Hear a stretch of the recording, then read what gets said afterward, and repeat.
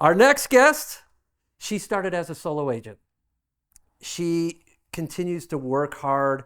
She has an amazing family. She has a support system as well with her husband. She's all about putting the right people around her.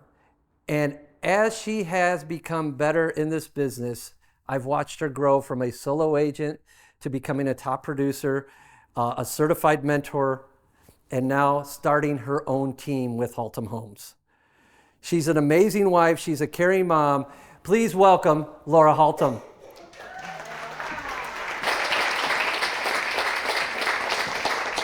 Woohoo! Give me a hug. All right. We're going to do this one a little different. Have a seat there, my friend. Okay. I'll tell you this. I moved these stools, and they are heavy. Goodness, I got a workout this morning. My big butt's not tipping it over. Yeah, right. Yeah, no dancing and jiggling and wiggling, right? So we just wanted to have a little chat. I think the world of you, and I think you have an amazing story to give everybody. Because when you started off as a solo agent, you were just kind of there. You weren't the happiest where you were. You kind of did things, and you were just doing it. But you've got drive. You've got so much in you. And then as we started working with each other, it blossomed, didn't it? Yeah. What I saw with you too, you just build wonderful relationships with people. Tell us about that. How do you build relationships with clients, with realtors, with anybody? What's your take on it? I've actually got a story very similar to Brooke. Okay, good. I do. Good. You stop her husband too? Well, I love frogs, but other than that, yeah, we're like, I swear, girl, you're my twin.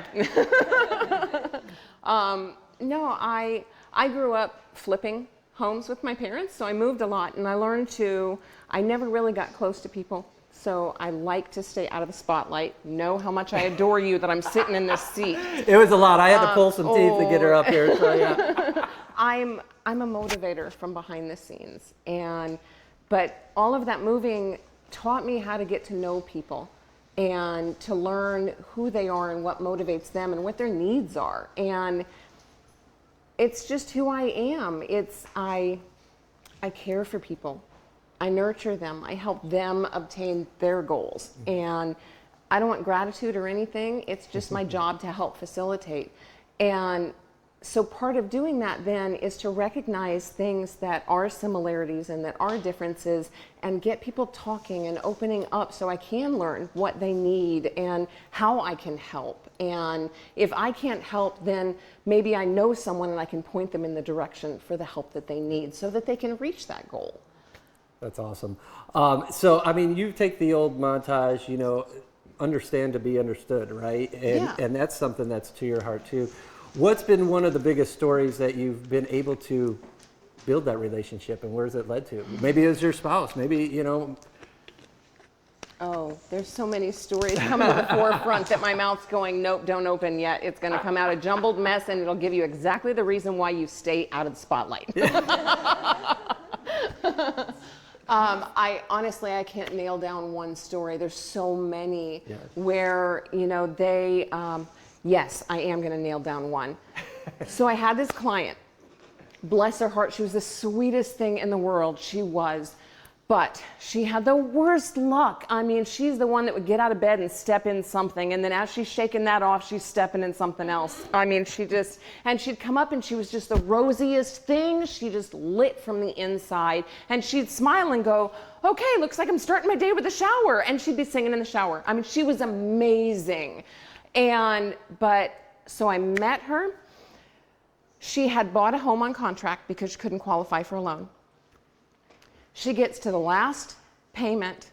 The guy goes, oh, I'll get that recorded for you. Okay, you guys are agents. You know where this is going. 6 months later, she walks it into the recorder's office herself, only to find out that 2 months prior to her last payment, someone else had bought it from him outright. Oh my. Oh, she was beside herself. Now, mind you, like I said, this person, she was amazing.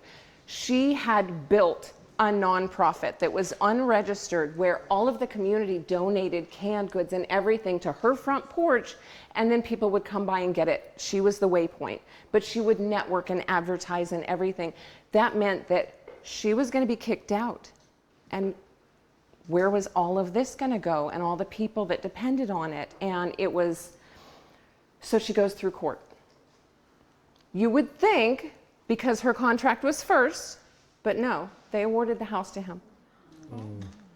Broke her heart. So then she's bouncing from family member couch surfing. Finally, we get her qualified for a loan, and it is so minuscule, and it's FHA, and we fought. 3.5 years later, she had a home, and she broke down in tears, and I helped her to pull all of that network to her new location, and she is just loving life. I love it. A huge detriment to you. So well done. And you are always that way, persistent, caring, and just helping all along the way. So again, very great job doing that. Let's turn the corner real fast. You've gone from a solo agent and now have decided to expand and build a team. What has that transition felt like? What are, some of those, just like Brooke was saying, you're failing in pieces. How do you move forward? What are you feeling as you transition? It's been a few months, right, since you've been starting the team now? It's been a bit. All right, right on. Yeah, I can't keep up with you. Some people set out to build a team. My husband and I, he is my backbone. He really is. We're puzzle pieces. Where he wants to run, I hold him back. Where I want to run, he holds me back. We devil's advocate each other, and so we've owned a very successful cleaning company before the 2008 crash when we were living in Hawaii. You can imagine what the crash did. Most of my clients ended up on the market and, things like this, or living in the house themselves. We went from there to childcare that morphed into 24-hour childcare that then morphed into a preschool that had me as a certified preschool teacher. Ran that for the better part of 20 years. Finally decided that bureaucracy had no place in early childhood education, and it was no longer about the kids. And so we retired. And I grasped and I went, okay, what am I going to do? Where am I supposed to be? And so I fell back on my knowledge base and went into real estate on this side instead of on the flipping side. And I haven't looked back. I love it. This is my retirement job, is what I tell everybody, but I absolutely love it. Because I get to help people. And my nerd gets satisfied with all of my clocks and paperwork and So let me ask you this too. What was that aha moment to say, I'm going to start a team now though? That, I think it was more my kids. Okay. I've got 3 kids. They're amazing. Like Brooke, I fought for them, number of miscarriages. Come to find out, I shouldn't have even had the ones I had because I never had the RH factor shot, and so I shouldn't have had any kids. But I found this out after 39 and a half hours with my youngest. But they're here, and they're beautiful, and they're brilliant, and they're amazing. They're some of my favorite people in the world. They're my best friends. My daughters picked this shirt out for me. But yeah, they brought it to me. I finally pulled them together for Sunday dinner, and I said, okay, what can mom do because the house doesn't get any cleaner? I need to get back to work. And they all threw ideas out, and they said, why don't you go ahead and do it? Years ago, you did, magic letters, and back when there were maps that were this big, that long ago. I did admin and TC for a number of agents. And so it just kind of was a natural fit because I had the foundations. And I went ahead and I reached out to an agent that I knew of locally from when my daughter had bought her house. And it was not a good fit, but it was a learning stone, or a stepping stone there. It was a learning point. I didn't learn things that I should have learned. I didn't learn things the right way. It took my current brokerage and my amazing colleagues, wonderful managing broker to help me grow and nurture and find my way. And which is why I held it back like a dam for a long time. You know, people kept telling me, you need to start a team, you need to start a team. And I went, no, I just need to focus on me. I'm going to stay a troll in the background.